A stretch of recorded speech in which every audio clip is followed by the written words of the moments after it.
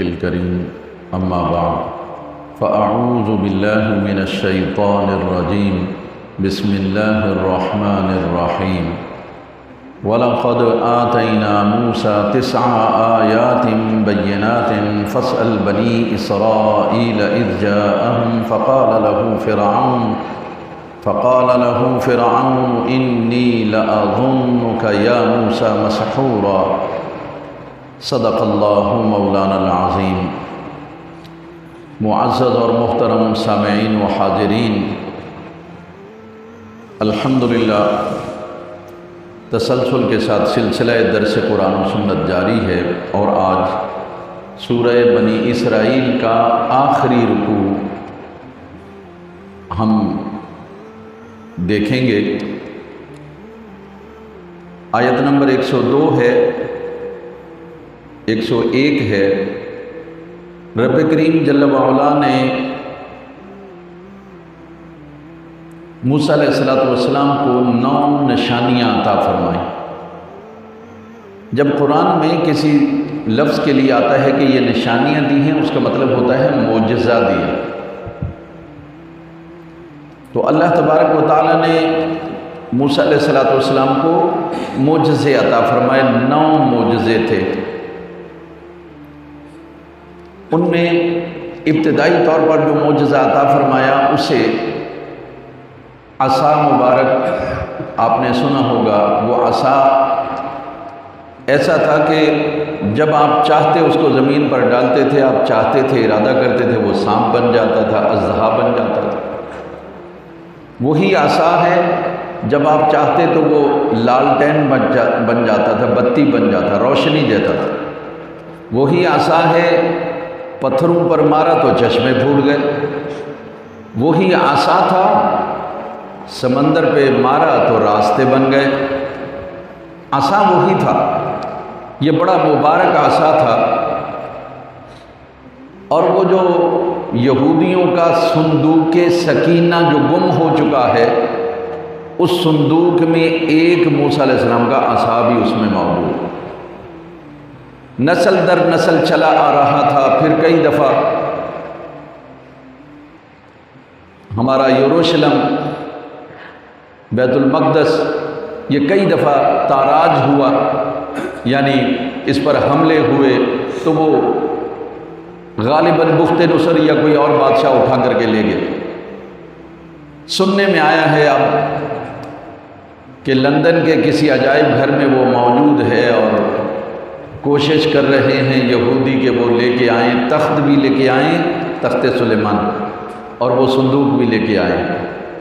خیر، بات کہیں اور نکل جائے گی۔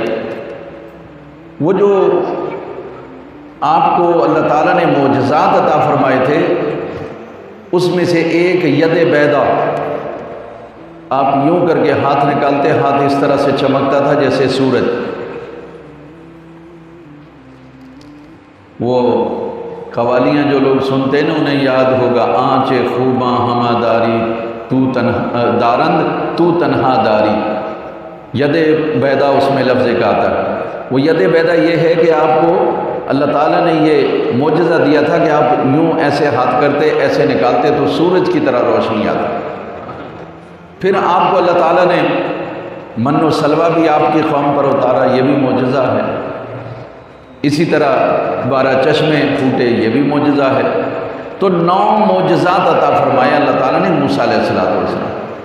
لیکن یہ تو وہ ہیں جو بعض علماء نے گنے ہیں، لیکن ایک حدیث ہے جس میں رسول اللہ صلی اللہ علیہ وسلم کے پاس 2 یہودی آئے اور کہنے لگے آپس میں کہ یار یہ اللہ کا نبی آیا ہے، اس سے سوال کرتے ہیں کوئی، اگر اس نے جواب دے دیا تو پھر یہ سچا ہے۔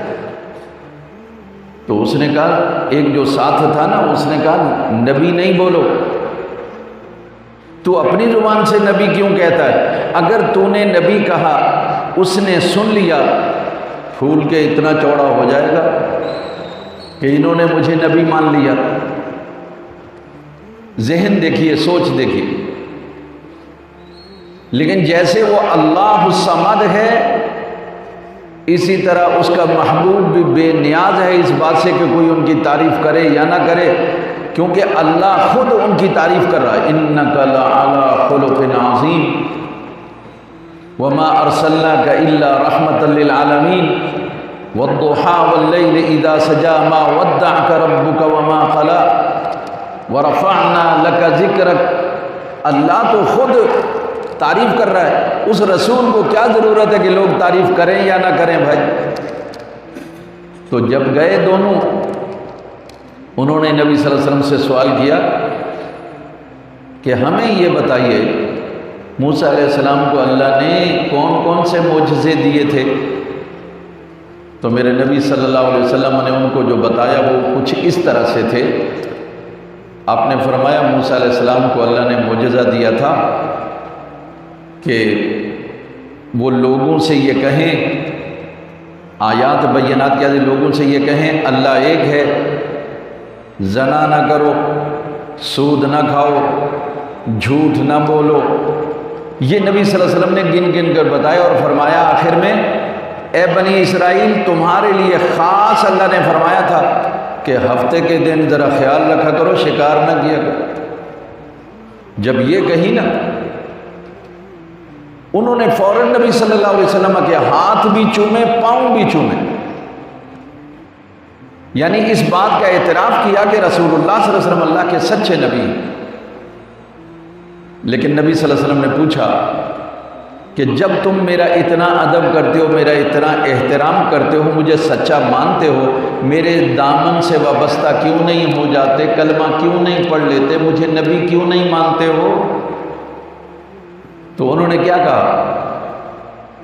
انہوں نے کہا بات تو سچ ہے، لیکن ہمارے رب نے ہمارے نبی کو موسیٰ علیہ السلام کو یہ فرمایا تھا کہ تیری قوم میں سے ایک نبی آئے گا۔ اب آپ کی قوم اور ہے، ہمارے نبی کی قوم اور ہے، وہ بنو اسحاق ہیں، آپ بنو اسماعیل میں سے آئے ہیں، اور اگر ہم آپ کا اعتراف کر لیں گے تو یہ یہودی ہمیں چھوڑیں گے نہیں، مار دیں گے، اس لیے آپ سے وابستہ نہیں۔ ہمیں ابھی اس پر بات نہیں کرنی ہے کہ پھر کیا ہوا، ہمیں یہ بات کرنی ہے کہ رسول اللہ صلی اللہ علیہ وسلم نے انہیں بتایا کہ اللہ نے موسیٰ علیہ السلام کو کیا معجزات عطا فرمائے۔ یہاں اللہ نے فرمایا کہ بھائی تم بنی اسرائیل سے پوچھو کہ موسیٰ علیہ السلام کو اللہ نے 9 جو معجزے دیے تھے، فَاسْأَلْ بَنِي إِسْرَائِيلَ إِذْ جَاءَهُمْ، آپ بنی اسرائیل سے پوچھئے جب وہ ان کے پاس آیا، یعنی موسیٰ علیہ السلام جب ان کے پاس آئے اور انہیں بتایا، فَقَالَ لَهُ فِرْعَوْنُ، تو فرعون نے کہا اِنِّي لَأَظُنُّكَ يَا مُوسَىٰ مَسْحُورًا، اے موسیٰ مجھے لگتا ہے کہ نا تجھ پر کوئی جادو ہو گیا ہے، یہ جو تم باتیں کرتا ہے کہ اللہ ایک ہے، مجھے لگتا ہے کہ تجھ پر جادو ہو گیا۔ اب ذرا اس فرعون کا پس منظر آپ سن لیں، آپ کو اندازہ ہو جائے گا۔ یہ فرعون وہ تھا کہ جس کی پرورش موسیٰ علیہ السلام کے ساتھ ہوئی تھی۔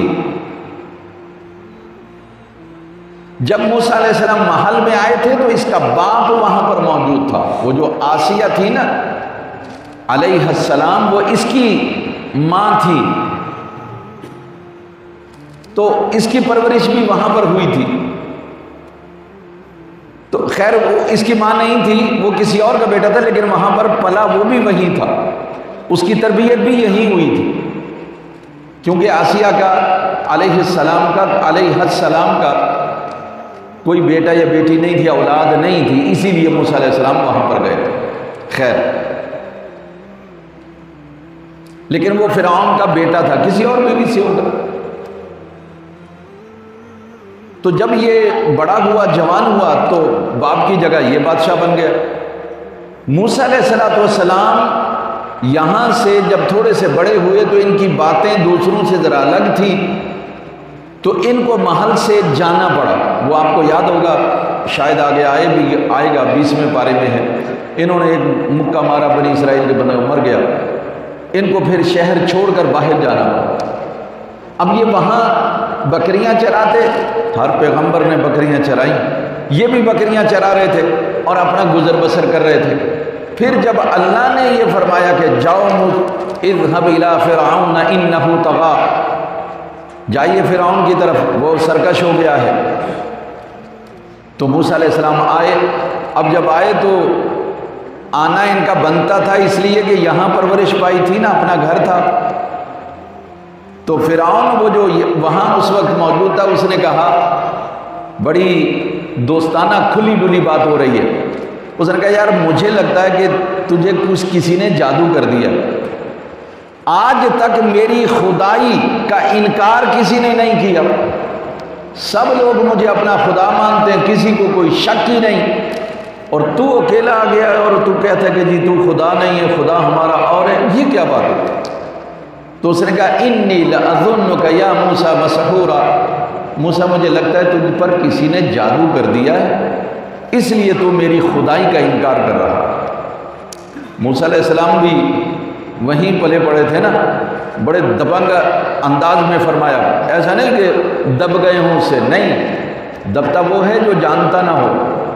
تو یہ تو جانتے تھے کتنے پانی میں کیا ہے، اور پیغمبر تو پیغمبر ہوتا ہے بھائی، وہاں تو زبان پیغمبر کی ہوتی ہے، پیغام خدا کا ہوتا ہے، اسی لیے فرمایا قال، موسیٰ علیہ السلام نے کہا لقد علمت ما انزل هؤلاء الا رب السماوات والارض بصائر، تو اچھی طرح سے جانتا ہے، لقد علمت، تو اچھی طرح جانتا ہے کہ اللہ تبارک و تعالیٰ وہ جو زمین و آسمان کا مالک ہے، بصائر، اس نے یہ کلام اتارا ہے، مجھ پر وحی آتی ہے آنکھیں کھولنے کے لیے، یہ باتیں میں اپنے پاس سے نہیں کرتا کہ اللہ ایک ہے، یہ باتیں تو اللہ جو زمین و آسمان کا مالک ہے، اس نے لوگوں کی آنکھیں کھولنے کے لیے مجھے بھیجا ہے کہ ان کو پیغام دے دو کہ خدا ایک ہے، وہی مالک اور وہی خالق اور وہی رازق ہے۔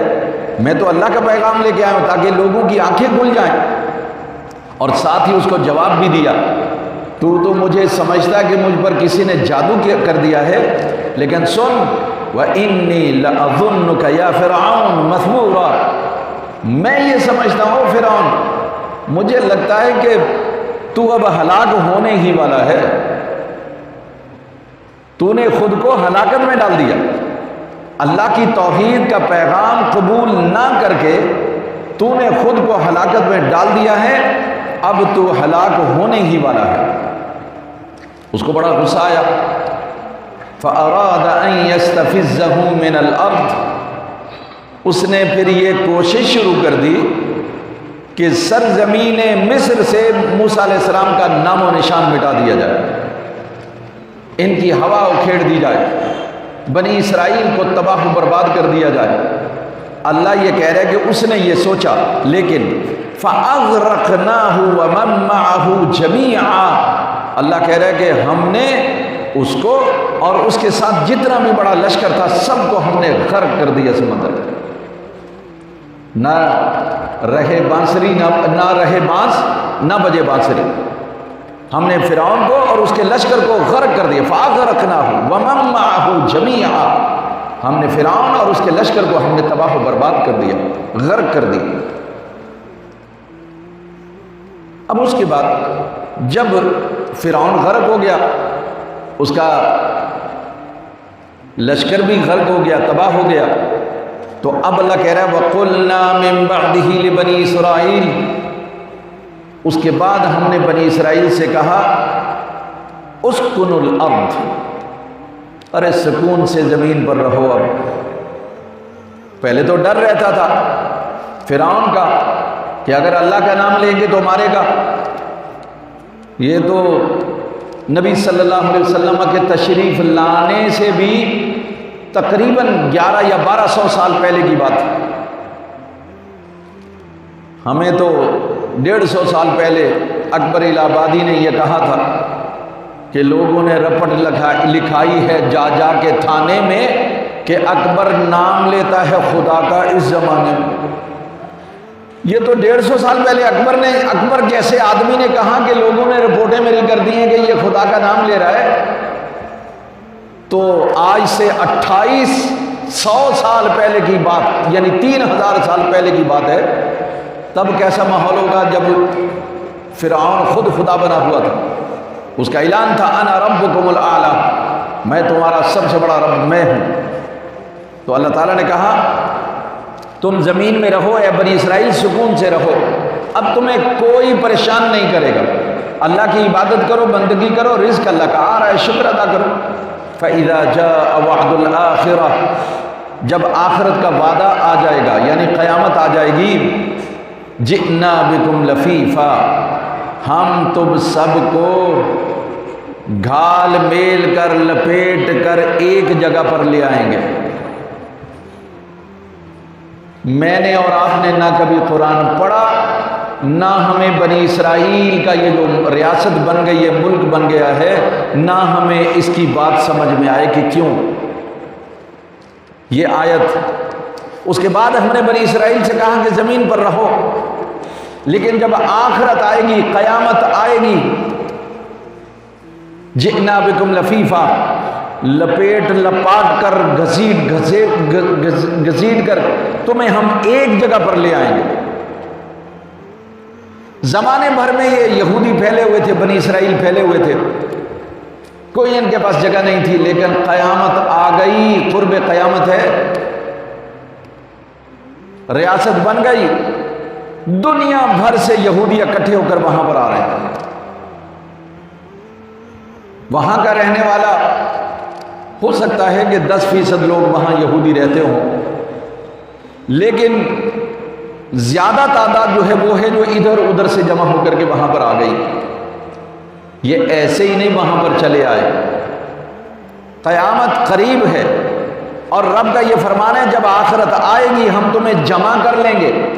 یہ جمع ہو چکے ہیں، مزید ہوں گے، ہو سکتا ہے گریٹر اسرائیل بھی بن جائے، ہو سکتا ہے بہت سارے اسلامی ممالک ہاتھوں سے چلے جائیں، حدیث میں موجود، لیکن یہ خدا کا پیغام ہے جب آخرت آئے گی، قیامت آئے گی، تمہیں ہم جمع کر لیں گے۔ اس کے بعد وہ وقت آئے گا جب پتھر بھی بولیں گے مسلمان یہ ہے یہودی میرے پیچھے چھپا ہوا ہے، مارو، درخت بھی بولیں گے مارو ان کو، یہ ادھر چھپا ہوا ہوں گے تو کہا جائے گا نا۔ تو وہ جمع ہو رہے ہیں، اللہ ان کو جمع کر رہا ہے۔ تو یہ قیامت کی نشانیوں میں سے ایک نشانی ہے، اس کو اتنا ہلکا آپ نہ لیں، اس کو سمجھ لیں کہ اللہ کا پیغام ہے اور ان کو یہاں پر جمع کر دیا گیا۔ اور یہ کبھی، یہ جو چنگاری ہر وقت سلگتی رہتی ہے جنگ کی، کبھی نہیں مٹے گی، کبھی نہیں بجھے گی۔ یہ آگ لگی ہوئی ہے، یہ تب تک لگی رہے گی جب تک قیامت کی وہ بڑی بڑی نشانیاں نہیں آ جا سکتی، جب تک مہدی علیہ السلام نہیں آتے، جب تک عیسیٰ علیہ السلام نہیں آتے۔ عیسیٰ علیہ السلام کے ہاتھوں ان کی شکست بھی ہوگی اور ان کو تباہ و برباد بھی کر دیا جائے گا، کیونکہ یہ دجال کے ساتھ ہوں گے اور دجال کو عیسیٰ علیہ السلام قتل کریں گے، اور اس طرح سے جو ہے یہ سلسلہ ختم ہوگا۔ اس سے پہلے یہ ختم ہونے والا نہیں ہے بھائی، یہ ایسے ہی چلے گا، آپ کو یہ قربانیاں دینا ہی پڑے گی۔ خیر، اگلی جو آیت ہے یہ قابل غور، فرمایا وَبِالْحَقِّ أَنزَلْنَاهُ وَبِالْحَقِّ نَزَلَ، اور ہم نے قرآن کو حق ہی کے ساتھ اتارا اور یہ حق ہی کے ساتھ اترا ہے۔ یہ قرآن کی آیت ایک طرف ہمیں پیغام دے رہی ہے کہ قرآن اللہ کا پیغام حق ہے، سچا پیغام ہے، دوسری طرف اس کے اندر ایک روحانی علاج ہے، اور درد کے لیے خاص طور پر یہ آیت بہت اکثیر کا فائدہ دیتی ہے۔ محمد بن سماک رحمت اللہ تعالی علیہ، اللہ کے ایک ولی تھے، بیمار ہو گئے، شدید ان کو درد تھا، انہوں نے قارورہ ہوتا ہے نا لوٹا، یہ لے کر کے وہ ان کے مریدین جا رہے تھے کہیں، تو راستے میں ان کو ایک شخص ملا جو حسن و جمال میں انوکھا، منفرد اور بڑا ہی تحمل مزاج بھی اور بڑا پیارا۔ وہ راستے میں ان کو ملا، وہ پوچھا کہاں جا رہے ہو؟ تو انہوں نے کہا جی فلاں آدمی دم کرتا ہے اس کے پاس ہم جا رہے ہیں، اور یہ لوٹا لے کے جا رہے ہیں، پانی دم کرا کے لائیں گے۔ تو اس شخص نے ان سے کہا کہ دیکھو لوٹا یہیں پھینکو.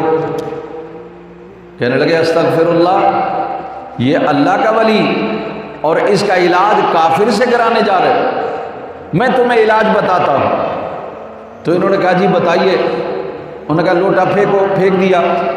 کہنے لگے وَبِالْحَقِّ أَنزَلْنَاهُ وَبِالْحَقِّ نَزَلَ، یہ قرآن کی آیت ہے، جہاں درد ہے محمد بن سماک سے کہو کہ وہاں ہاتھ رکھے اور یہ آیت پڑھے، اللہ تعالیٰ درد کو دور کر دے گا.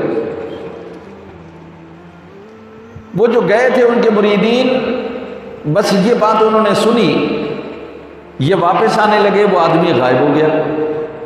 یہ آ گئے، انہوں نے آ کر کے محمد بن سماک کو بتایا کہ ایسا ایک آدمی ملا تھا، اس نے یہ اطلاع ہمیں دی ہے، لہذا آپ اپنا ہاتھ جہاں درد ہے وہاں رکھیں اور یہ پڑھیں.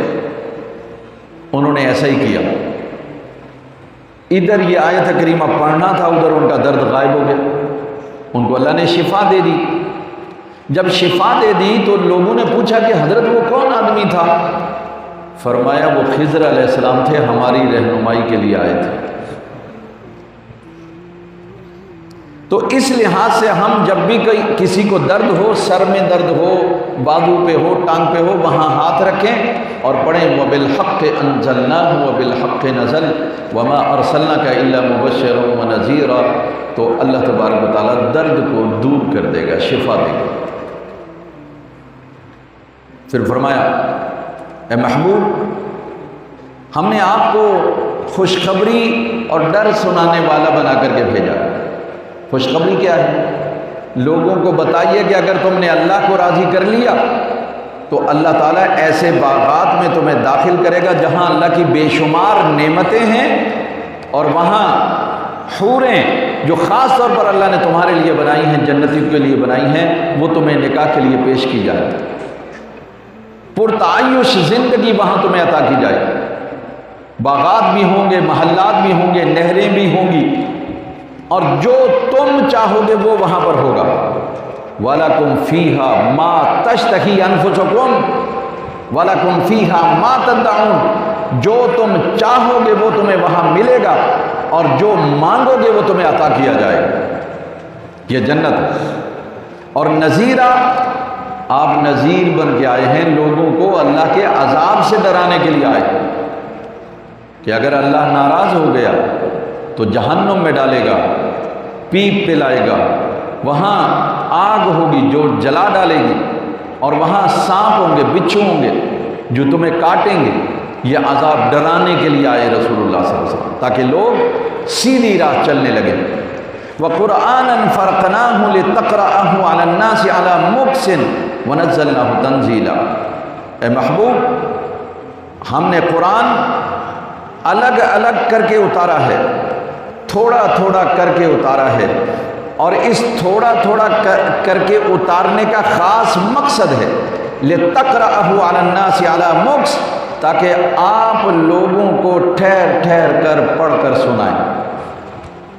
اصل میں کیا ہے، یہ بات آپ کو سمجھ آئے گی. جتنی آسمانی کتابیں آئیں وہ سب کی سب یک بارگی آ گئیں. یعنی موسیٰ علیہ السلام گئے، اللہ نے اتنی بڑی بڑی سلوں پر لکھی ہوئی کتاب دے دی، جاؤ لے جاؤ. عیسیٰ علیہ السلام گئے، پوری کتاب تختیاں اٹھا کر کے لے آئے. ہر نبی کے ساتھ یہی ہوا کہ وہ گئے اور کہیں ان کو بلایا گیا، اور وہاں وہ گئے اور جا کر کے وہ لے کے آ گئے کتاب پوری کی پوری، صحیفہ پورے کا پورا. یہ رسول اللہ صلی اللہ علیہ وسلم کی خصوصیت ہے. آپ کو کہیں بلایا نہیں جاتا تھا، جہاں آپ موجود ہوتے تھے قرآن وہاں چل کے آتا.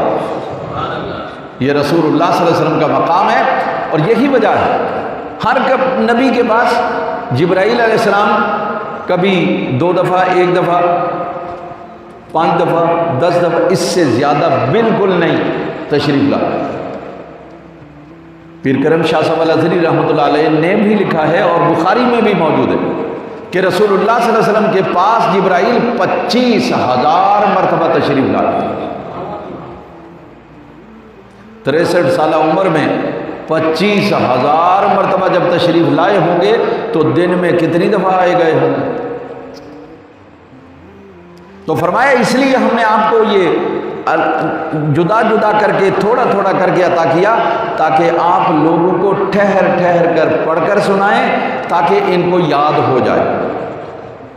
وَنَزَّلْنَاهُ تَنزِيلًا، اور ہم تو اسے بتدریج اتارتے رہے ہیں، یعنی ایسا ہم نے نہیں کیا کہ ایک ہی دفعہ میں آپ کو دے دیا ہو، بلکہ آہستہ آہستہ دیا۔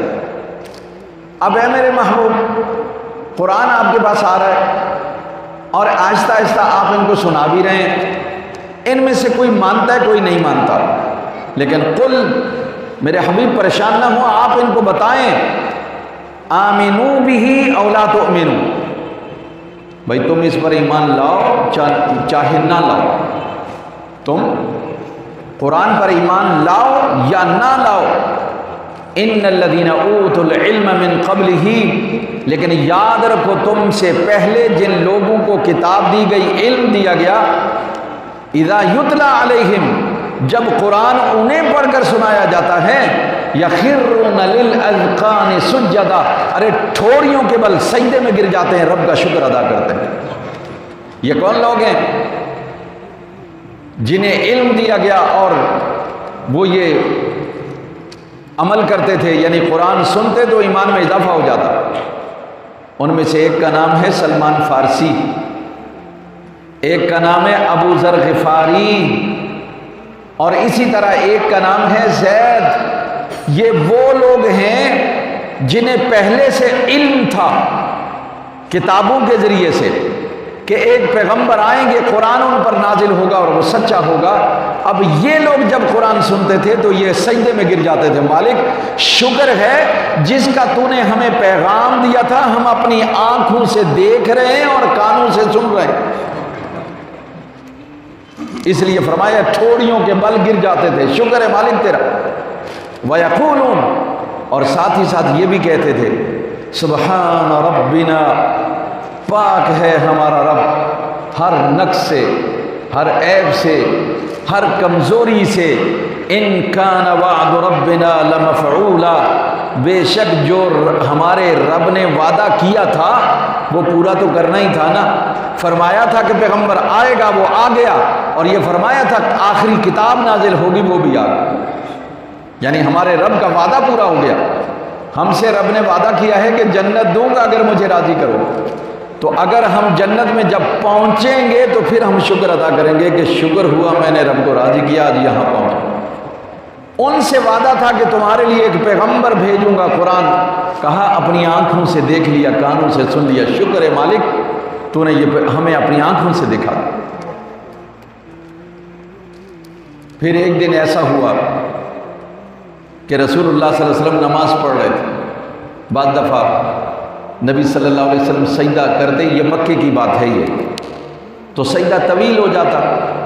ایک دن اتفاق سے نبی صلی اللہ علیہ وسلم اپنے گھر میں یا اللہ یا رحمان یا اللہ یا رحمان ذکر کر رہے تھے، سر سجدے میں رکھا ہوا تھا، رب کو پکار رہے تھے یا اللہ یا رحمان یا اللہ یا رحمان۔ باہر سے ابو جہل گزرا، اس نے کہا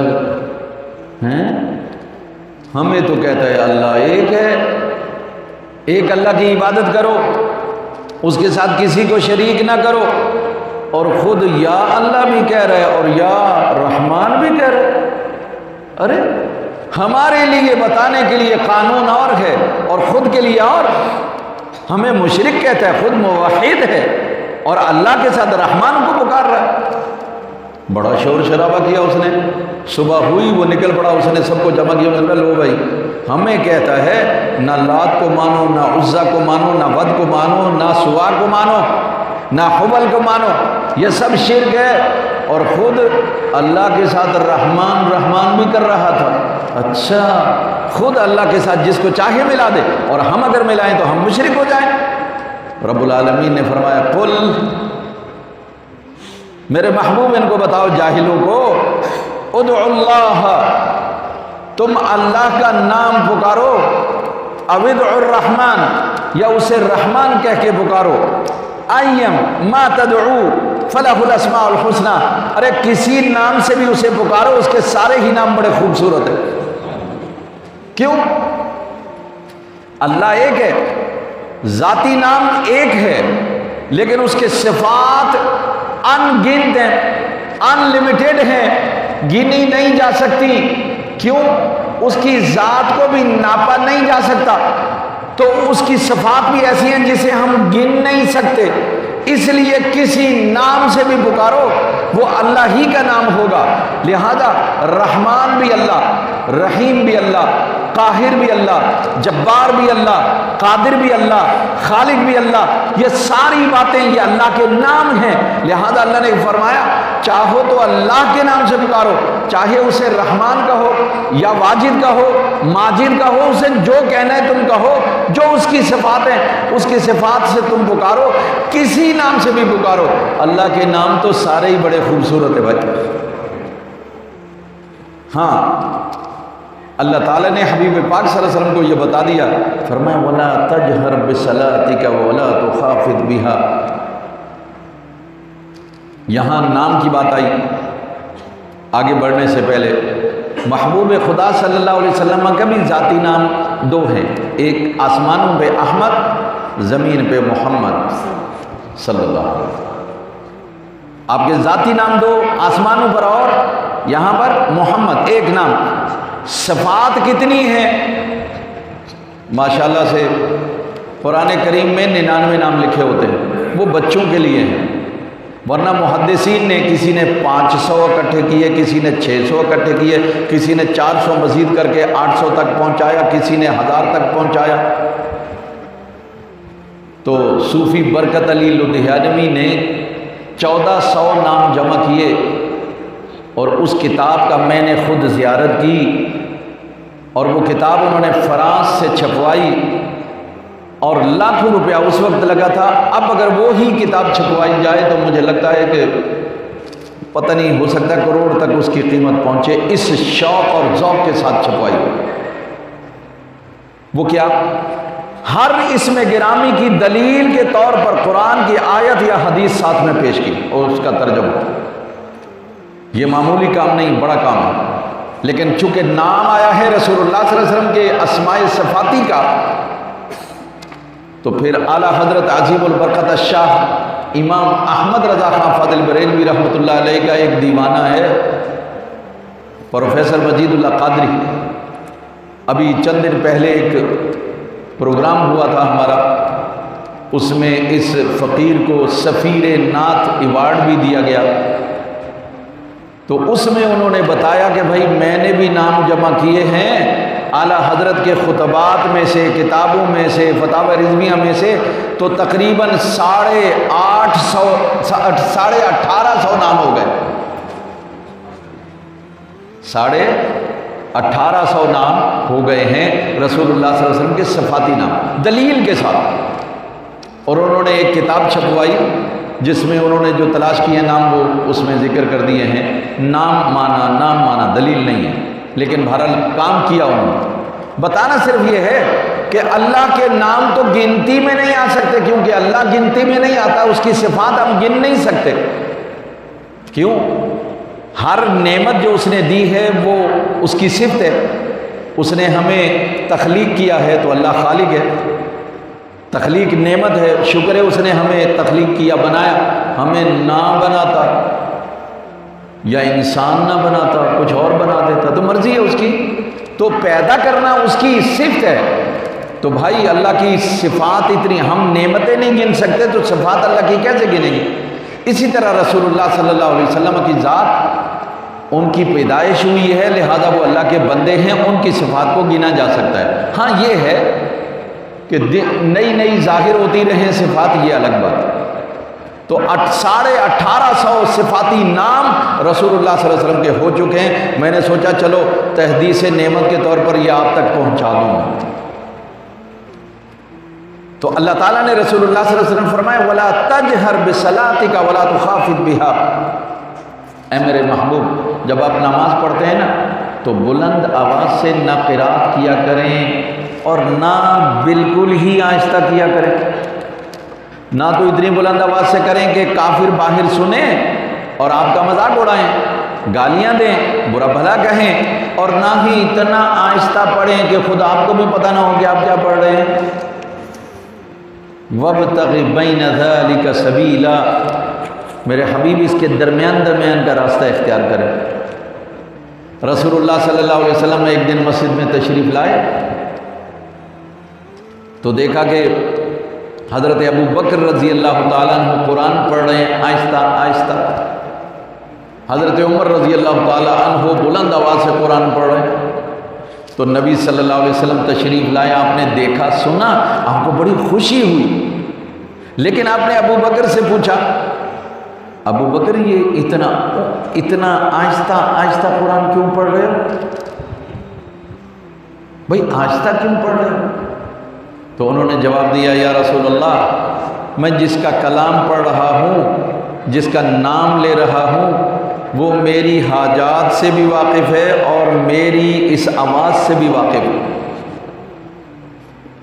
میں جس کا کلام پڑھ رہا ہوں، جسے سنا رہا ہوں، وہ سنتا ہے، وہ جانتا ہے، اس لیے میں آہستہ آہستہ پڑھ رہا ہوں۔ آپ نے فرمایا اچھا ہے۔ کیا فرمایا؟ اچھا ہے۔ عمر کے پاس آئے، پوچھا عمر اتنی بلند آواز سے پڑھ رہے ہو؟ فرمایا یا رسول اللہ صلی اللہ علیہ وسلم، اللہ تو سب کچھ جانتا ہے، میں شیطان کو بھگانے اور سوتوں کو جگانے کے لیے اونچی آواز سے پڑھتا ہوں۔ شیطان کو بھگانے اور سوتے ہوں کو جگانے کے لیے اونچی آواز سے پڑھتا ہوں، شاید کسی دل میں اتر جائے میری یہ آواز اور وہ جاگ جائے اور اس کے ایمان کا چراغ جل جائے، اس لیے اونچی آواز سے پڑھتا ہوں۔ میرے رسول نے فرمایا بہت اچھا ہے، بہت اچھا ہے۔ اب جب یہ آیت آئی نا تو آپ نے پھر ابو بکر سے فرمایا بھائی تھوڑا سا اونچا پڑھا کرو۔ عمر سے فرمایا بھائی تھوڑا سا آہستہ کر دو۔ وابتغ بین ذلک سبیلا، بلند اور آہستہ کے درمیان میں ایک راستہ نکالو، درمیانی راستہ۔ فرمایا تم آہستہ کر دو، تم ذرا تھوڑا سا بلند کر دو۔ تو بھائی قرآن کو نہ تو اتنا اونچی آواز سے پڑھنا چاہیے۔ اب میں آپ کو ایک دلچسپ بات بتاؤں، یہاں ایک مؤذن صاحب تھے، نانا جی، آج عبد الخالق ہے نہیں، شاید خوش ہوتا، بتائیے گا اسے، اس کے ابا جان کا نام نانا جی۔ کراچی میں جب ٹرام چلتی تھی نا تو یہ ٹرام کے ڈرائیور تھے، 70 میں بند ہو گئی تھی یہ، تو یہ ٹرام کے ڈرائیور تھے، لیکن آواز ان کی اتنی کڑک،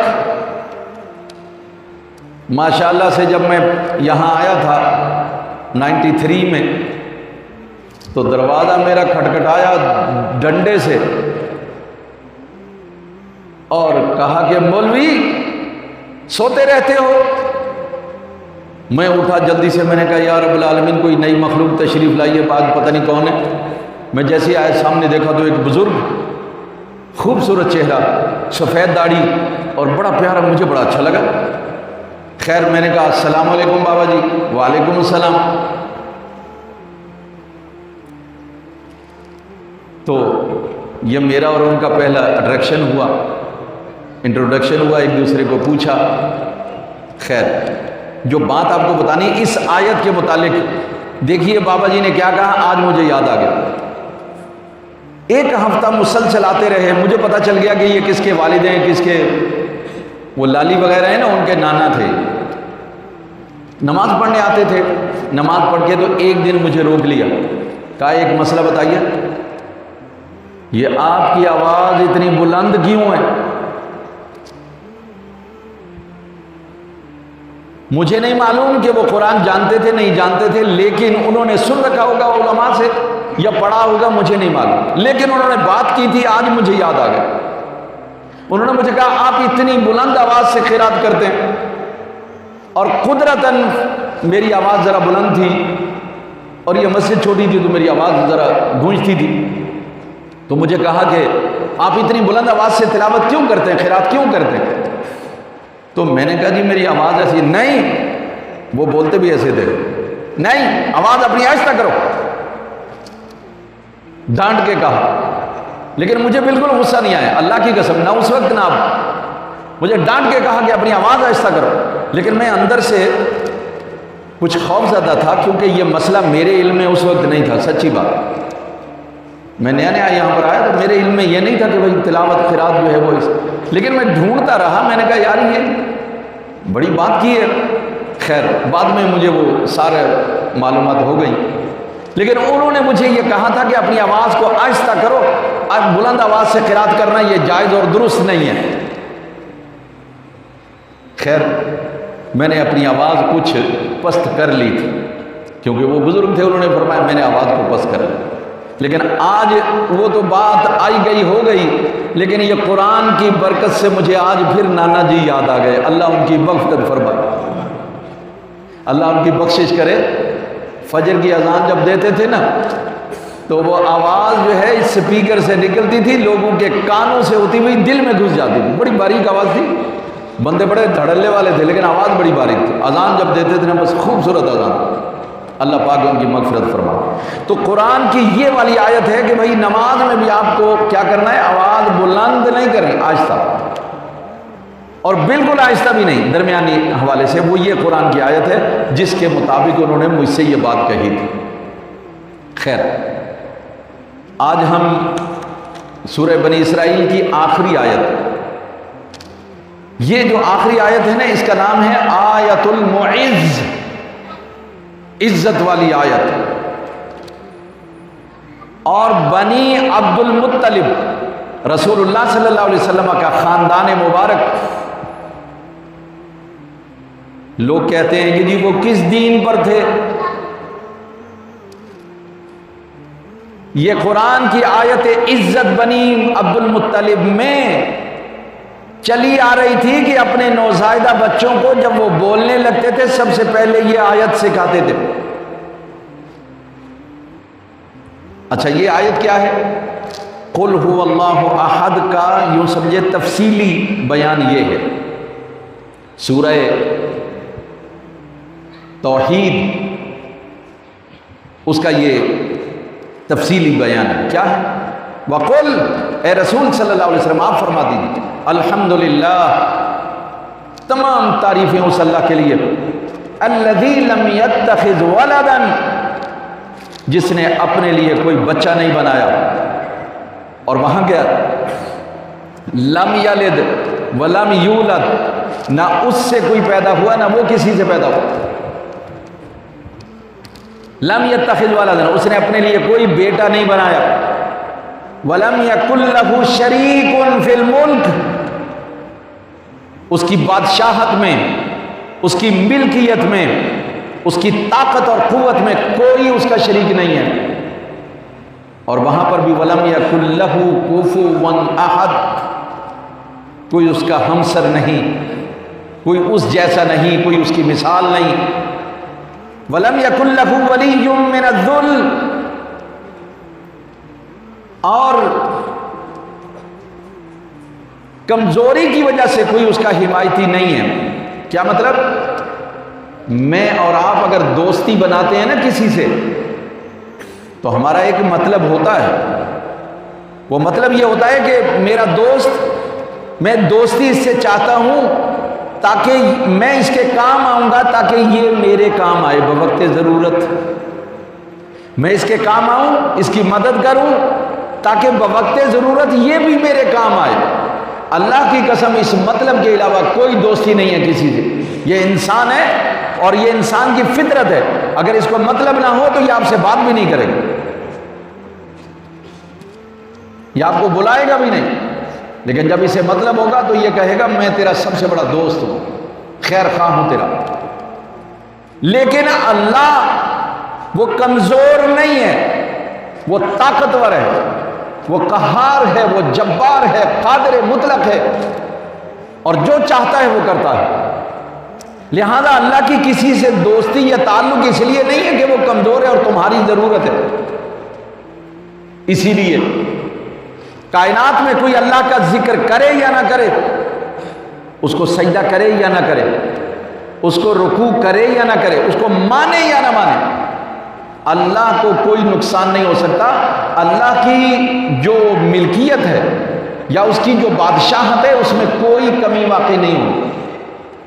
اللہ کمزور نہیں ہے. ہاں جو اللہ سے دوستی لگائے گا وہ طاقتور ہو جائے گا، جسے اللہ کی حمایت حاصل ہو جائے گی وہ طاقت والا ہو جائے گا۔ اور اللہ کی قسم ساری دنیا ایک طرف اور میرے رب کی حمایت ایک طرف۔ جس معاشرے میں رسول اللہ صلی اللہ علیہ وسلم تشریف لائے تھے، معاشرے کا ہر فرد آپ کا دشمن تھا، رات دن آتے جاتے وہ حملہ کر کے مار سکتے تھے، کوشش بھی کی، لیکن واللہ یعصمک من الناس، اللہ نے قسم کھا کے کہا تھا میرے محبوب اپنا کام کریں، اللہ لوگوں کے شر سے آپ کو بچائے گا۔ تو جس کو اللہ بچائے اسے کوئی نہیں کھا سکتا، کوئی نہیں مٹا سکتا۔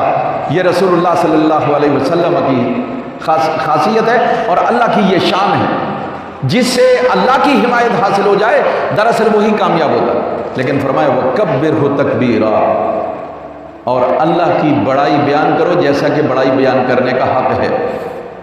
اور میں اگر سچی بات کہوں، معاشرے میں اللہ کو ہم کہیں بھی بڑا نہیں مان رہے۔ یہ ملک خداداد وطن عزیز پاکستان کس نے دیا؟ اللہ نے۔ لیکن یہاں ہم اللہ کی ایک نہیں چلنے دیتے، جو چلتی ہے وہ حکمرانوں کی اپنی چلتی ہے، ڈنڈے والوں کی چلتی ہے، جس کی طاقت اور قوت ہے اس کی چلتی ہے، جج کی چلتی ہے۔ نہ حکومت و اقتدار میں خدا کی چلنے دیتے ہیں، نہ عدالتوں میں اللہ کی چلنے دیتے ہیں، اور تو اور ہم اپنے گھروں میں بھی اللہ کی نہیں چلنے دیتے۔ وہاں بھی ہماری بیگم جو ہے وہ سب سے بڑی ہوتی ہے۔ ہم یہاں کہہ رہے ہوتے ہیں اللہ اکبر، لیکن گھر میں جاتے ہیں جو بیگم کہتی ہے وہ ہم مانتے ہیں۔ ہم نے کبھی اس سے یہ نہیں کہا کہ خدا یہ کہتا ہے اس کا رسول یہ فرماتا ہے، ہم نے نہیں کہا۔ اگر یہ بات ہوتی تو ہمارے بچے نماز کے وقت سو نہ رہے ہوتے، وہ بچے ہمیں مسجد میں نظر آتے، لیکن ایسا نہیں ہے، اس لیے کہ ہم نے خدا کو اپنی زندگی سے بس نکال دیا ہے۔ ہاں ایک جملہ ہم نے یاد کر رکھا ہے، اللہ اکبر کبیرہ، اللہ بہت بڑا ہے، بس یہ زبان سے ہم کہتے ہیں، عمل اور کردار ہمارا اس کے خلاف ہے، ہمارے اخلاق اس کے خلاف ہیں۔ لہذا یہاں اللہ کہہ رہا ہے وَكَبِّرْهُ تَكْبِيرًا، ارے اللہ کی بڑائی بیان کرو۔ کیا مطلب؟ اپنی زندگی میں بھی خدا کو بڑا مانو، عدالت میں بھی خدا کو بڑا مانو، اقتدار میں بھی خدا کو بڑا مانو۔ تم کہیں بھی ہو وہاں خدا کو بڑا مانو، کسی اور کو بڑا ماننے کی ضرورت نہیں۔ وہ ایک سجدہ جسے تو گراں سمجھتا ہے دیتا ہے تجھ کو 1000 سجدوں سے نجات۔ خدا کو ایک سجدہ کرو، بس اللہ تبارک و تعالیٰ تمہیں کہیں جھکنے نہیں دے گا۔ اللہ سے دعا ہے کہ رب العالمین ہمیں اپنی سچی اطاعت اور فرما برداری کی توفیق عطا فرمائے۔ الحمدللہ آج ہماری سورہ بنی اسرائیل مکمل ہو گئی۔ الحمدللہ رب العالمین والصلاة والسلام علی سید الانبیاء والمرسلین وعلی آلہ واصحابہ اجمعین۔ رب زدنا علما نافعا وعملا مقبولا ولسانا ذاکرا وقلبا منورا وایمانا مستقیما ودعاء مستجابا۔ رب اشرح لي صدري ويسر لي امري واحلل عقدة من لساني يفقهوا قولي۔ اللهم اجعل من الذين يستمعون القول فيتبعون احسنه۔ الہ العالمین بیماروں کو شفا کاملہ عاجل عطا فرما، بالخصوص بابا جی ولی صاحب کو اور رضا بھائی کو، ساجد بھائی کو صحت و عافیت عطا فرما، اور بھی جو دوست احباب بچے بزرگ مہمان ہیں سب کو شفا کاملہ عاجل عطا فرما، برحمتک یا ارحم الراحمین۔